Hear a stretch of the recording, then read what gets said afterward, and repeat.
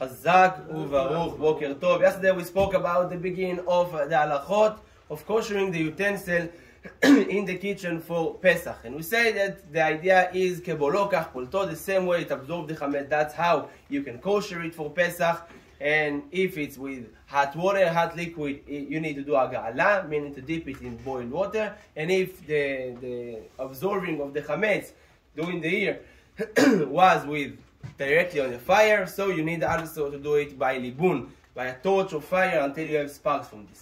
That's true for almost all the materials. Every metal utensil, it can be silver, it can be gold, it can be, of course,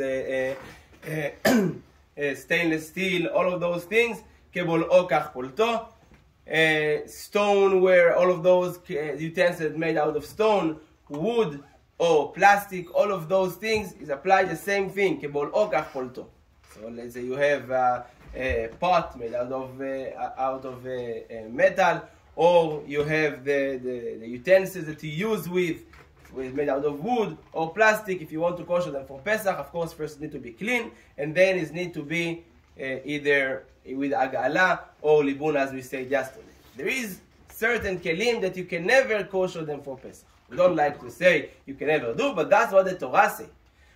Most of the halachot of koshering the utensils we learn from the Torah, from the parasha of Midian, after Am Yisrael took the captive and took all of the kelim from Midian after the war against Midian. So Hashem told Moshe to tell them that they cannot use it in that way because it was used for taref, for non-kosher food, so you need to kosher them.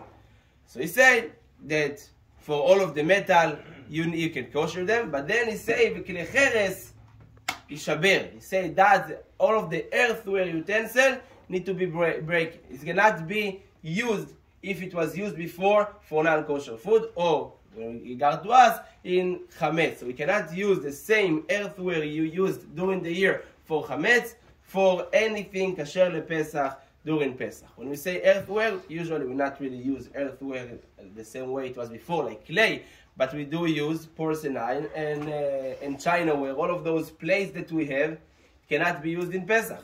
And why? Because the absorption of the chametz is that strong that is can never be taken out all of this together. So even if you put it in hot water, even if you try to torch it and kosher it in that way, it's not going to help. So if you have those kind of utensils, put it in a closet, in a cabinet, close it in a chametz, and use it only after Pesach. During Pesach, either buy new utensils or use those that are not like porcelain or chinaware and all of those plates, even though there is nowadays there is like a layer, very thin layer of glass, but still we not use them. If you have glass, we're going to speak about glass tomorrow, but those utensils cannot be kosher. So again, metal and all the other things we said before can be kosher, and those earthenware, porcelain and chinaware, those plates and other things, bowls, other things we have, cannot be kosher for Pesach. Baruch Adonai Le'olam. Amen ve'amen.